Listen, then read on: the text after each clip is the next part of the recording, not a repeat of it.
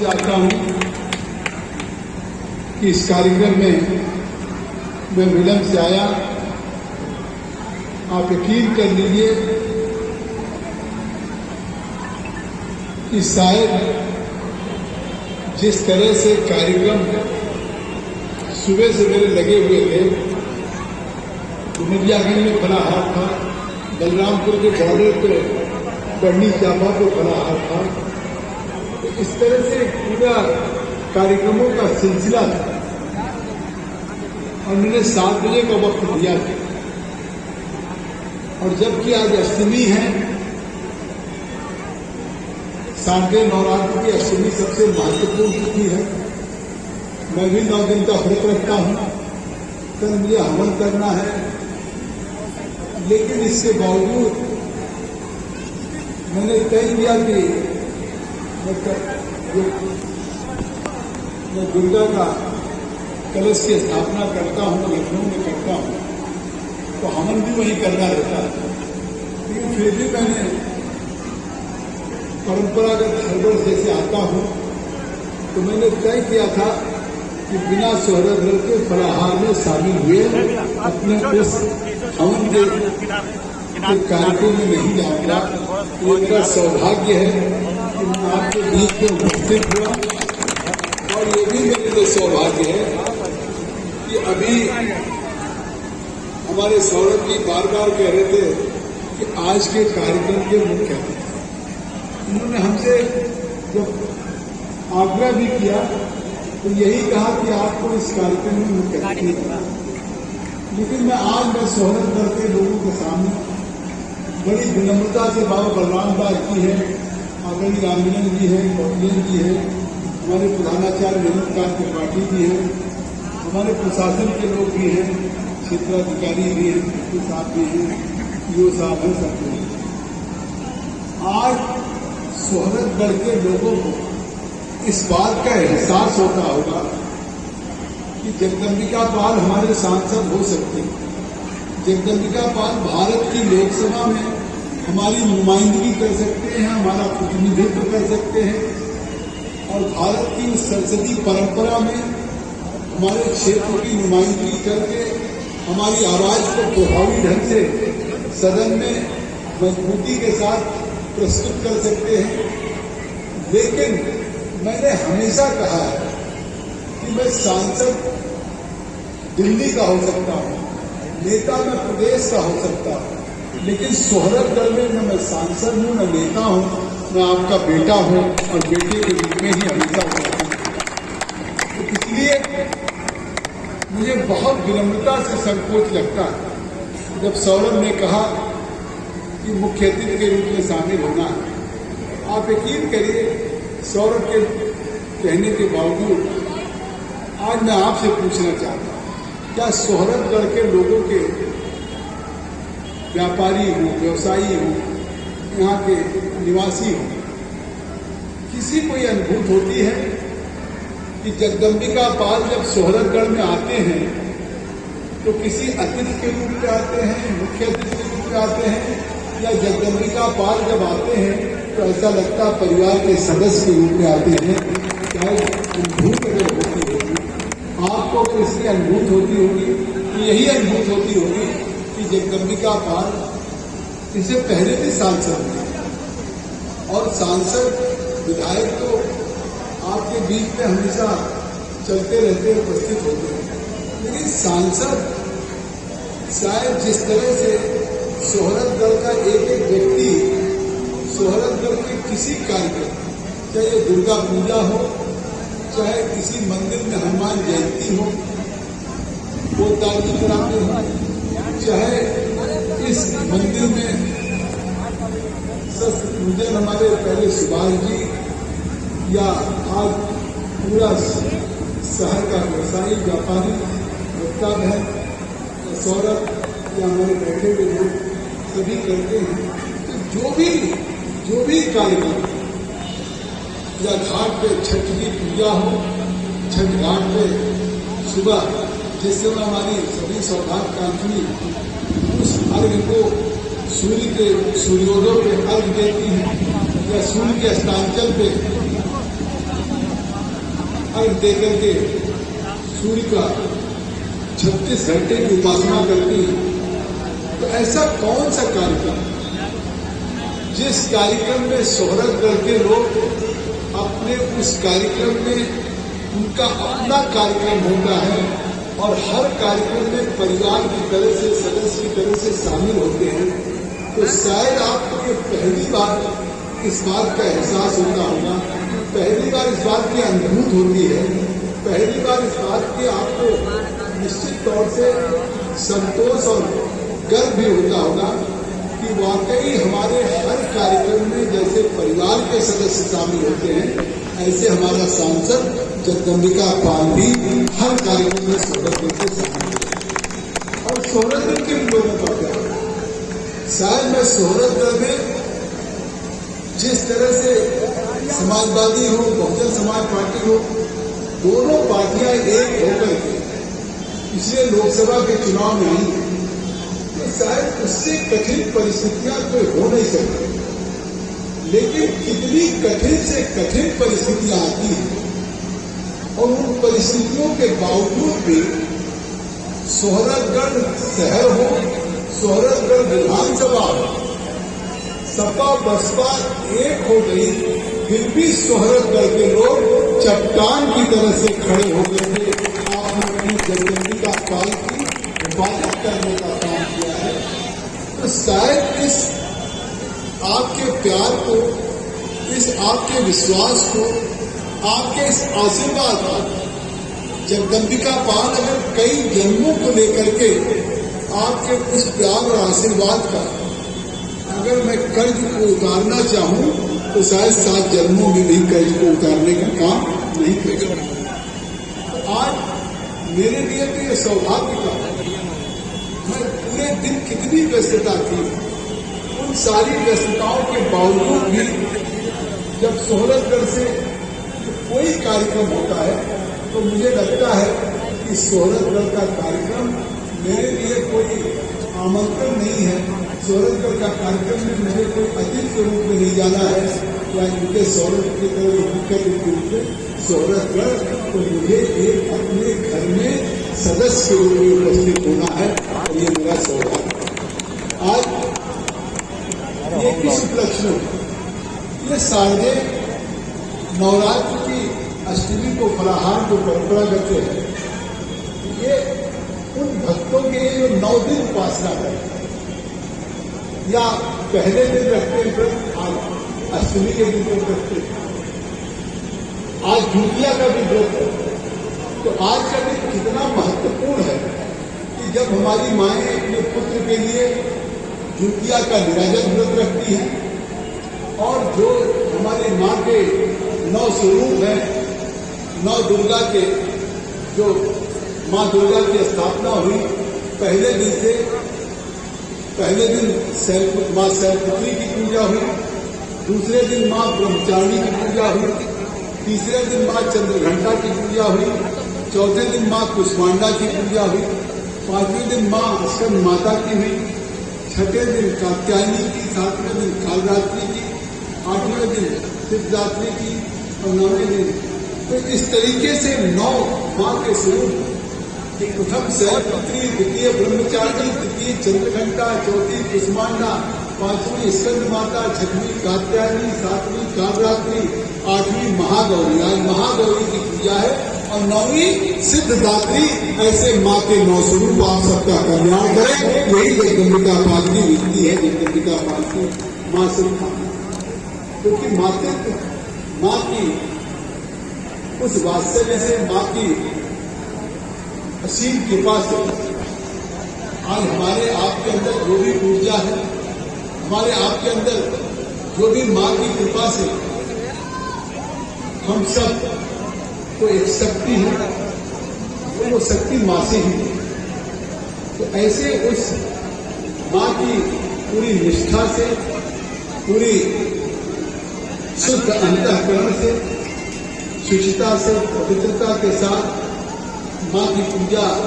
हम सब करते हैं। और 9 दिन में आज ये 8वें दिन अष्टमी के दिन ये फलाहार है। इस फलाहार में किस तरीके से एक समरसता है। अकेले हाल ही इस मंदिर प्रांगण में ऐसा लग रहा है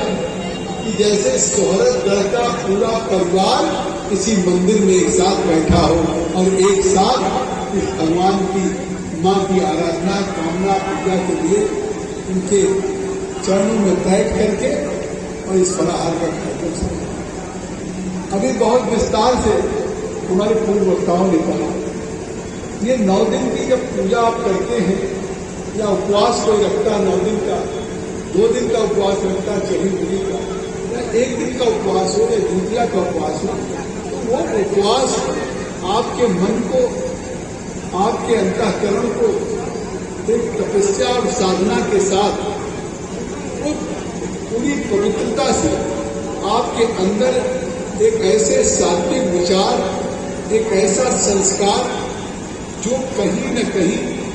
वो विचार और संस्कार आपको समाज में लोगों के साथ अपने दायित्व का बोध और उस दायित्व के बोध के साथ कर्तव्य करने के लिए प्रेरित करता है। और मैं कह सकता हूं कि आज वही कर्तव्य, वही दायित्व आपके सेवक जगदम्बिका पाल को भी प्रेरित करता है। मैंने पिछले दिनों कहा था, जब मैं पहले आता था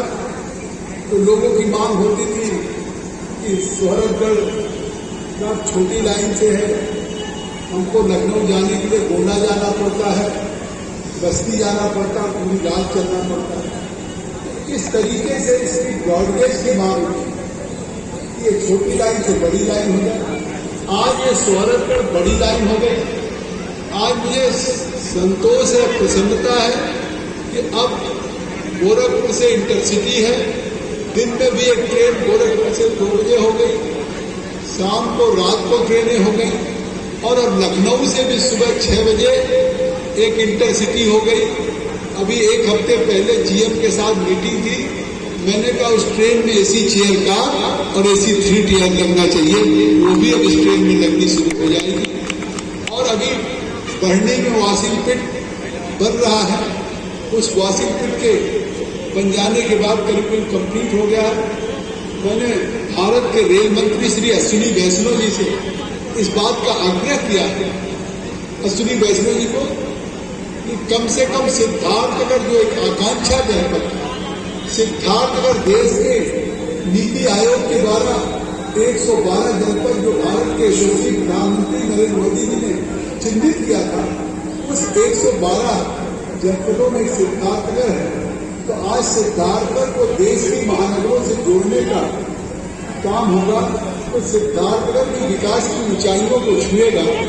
और आपको जानकर के प्रसन्नता होगी कि आने वाले दिनों में सिद्धार्थनगर पहली जो वॉशिंग पिट बन जाएगा तो देश की प्रशासनिक राजधानी दिल्ली हो, आर्थिक राजधानी मुंबई हो, दक्षिण की राजधानी चेन्नई हो, मद्रास, और पूर्वोत्तर की राजधानी कलकत्ता हो, इन चारों महानगरों को सिद्धार्थनगर बढ़नी से ट्रेन से जोड़ने का काम आपका सेवक आपका सकता है। उससे भी बड़ी प्रसन्नता की बात है जो मैंने पिछले दिनों अपने जिलाधिकारी श्री संजीव रंजन जी से कहा। अभी तक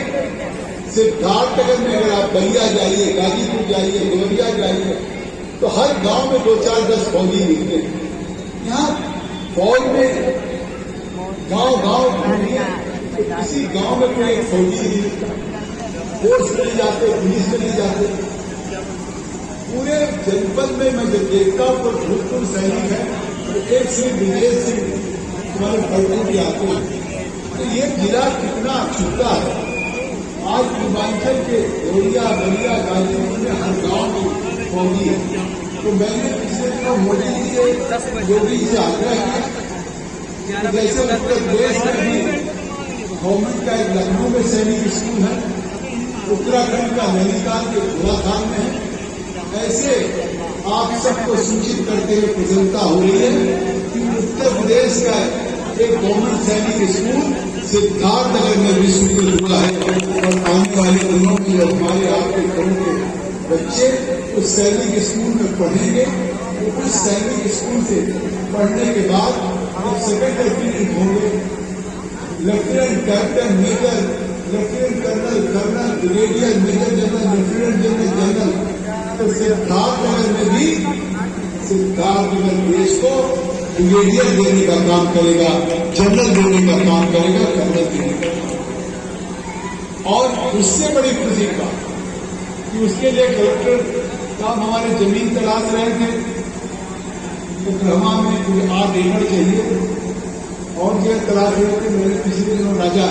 योगेंद्र प्रताप सिंह जी से बात किया, तो उन्होंने कहा कि मैं 8 या 11 एकड़ दे दूंगा। तो शायद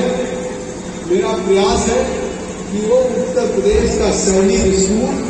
अगर बने तो सोहरतगढ़ में वो सैनिक स्कूल बने। इस सोहरतगढ़ की पहचान पूरे देश में हो जाएगी। जब लोग कहेंगे कि सिद्धार्थनगर का सैनिक स्कूल, तो लोग कहेंगे सोहरतगढ़ में सैनिक स्कूल है। तो यकीनन ये सिद्धार्थनगर में देश भर के बच्चे उस सैनिक स्कूल में पढ़ने आएंगे और सोहरतगढ़ का पूरे देश के मानचित्र पे नाम होगा, पूरे देश में इसका विकास होगा। इसलिए मेरा प्रयास सोहरतगढ़ में आने वाले दिनों में सैनिक स्कूल जैसा। यह अवसर नहीं है कि मैं बहुत से विकास की बातें करूं, क्योंकि आज बलहार की बात है। हम सबको आज अष्टमी की, बहुत लोग अष्टमी के दिन हवन करते हैं, कोई लोग नवमी को करते हैं। उत्तर प्रदेश के यशस्वी मुख्यमंत्री गोरखपीठ के पीठाधीश्वर परम पूज्य योगी आदित्यनाथ जी तो सप्तमी की ही निशानार्थी को पूजन करते और मंदिर में, गोरखनाथ मंदिर में कल रात को विधि विधान से योगी आदित्यनाथ जी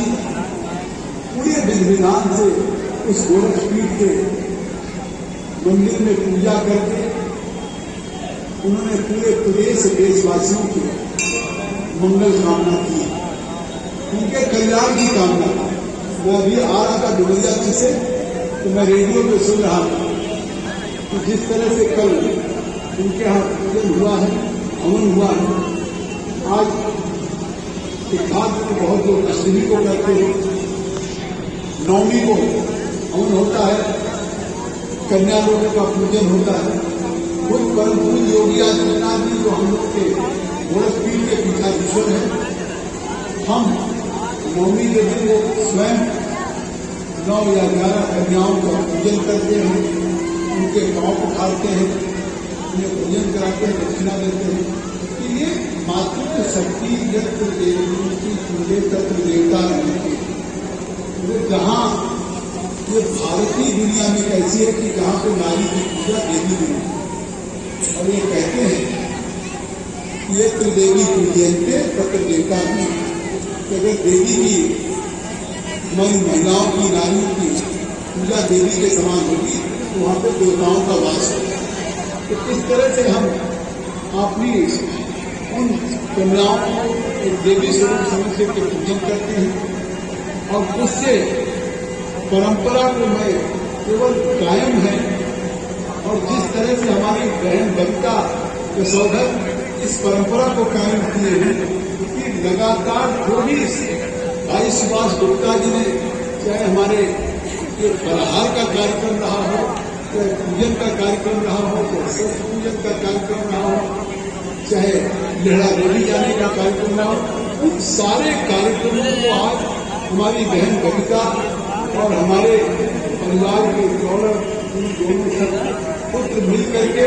उस परंपरा को कायम किए हुए हैं। मैं इनको बहुत बहुत बधाई देता हूँ, आभार व्यक्त करता हूँ। और आप सब की तरफ से ये परंपरा जो है, वो परंपरा हर साल इसी तरीके से रखें। और मैं आपको विश्वास दिलाता हूँ कि इस परंपरा में पूरा अकेले नहीं है, पूरा सोहरतगढ़ है, पूरा मंच है। आपके जगदम्बिका पाल भी इस कार्यक्रम में हमेशा आपके साथ शामिल होंगे। एक बार मैं फिर फलाहार के इस समरसता पे, फलाहार के उस बंधुत्व पे, आपस में एकजुट होकर उस प्रेम और परस्पर रिश्ते के लिए शुभकामना देता हूँ। बहुत बहुत अष्टमी की बधाई देता हूँ, शारदीय नवरात्र की बधाई देता हूँ। और दशहरा जो आने वाला है, जो असत्य पे सत्य की जीत, अन्याय पे न्याय की जीत, और वो एक जो रावण रूपी एक पाप सदाचार अनाचार तो भगवान राम का जिस तरह से बध करके विजय है वो दशहरा इस बार सिद्धार्थनगर प्रदेश देशवासियों के जीवन में एक नया फलसफा लेकर के आए और आत्मनिर्भर भारत बनाने की जो कामना कल्पना नरेंद्र मोदी जी कर रहे हैं वो आत्मनिर्भर भारत देश बने, योगी जी के नेतृत्व में उत्तर प्रदेश बने और सिद्धार्थनगर बने, यही हमारी कामना है। आज की रात हम सब लोग इस राम जानकी मंदिर के प्रांगण में बैठे हैं और इस राम जानकी मंदिर के प्रति सबकी आस्था है। हम सब लोग यहाँ पे आते हैं, जो भी हमारी मन्नतें होती मुरादें होती हम सब लोग मानते हैं और मुझे विश्वास है कि मैं तो आज लगातार पिछले 3 बार से आपका आशीर्वाद मिल रहा है, तो मैं आपसे के सामने खड़े होकर के इस राम जानकी मंदिर में हाथ जोड़ के प्रार्थना करता हूँ कि अष्टमी की रात है, फलाहार में जो भी शामिल है इस सब शोहरत वासियों या यहाँ के नागरिकों के मन में जो भी आज मुरादें हैं, जो भी मन की इच्छाएं हैं, उनकी मांगे हैं, हमारे अवश्य भगवान प्रभु राम जानकी आपकी मुरादों को पूरी करें, यही मेरी विनती मेरी अरदास है। बोले साचे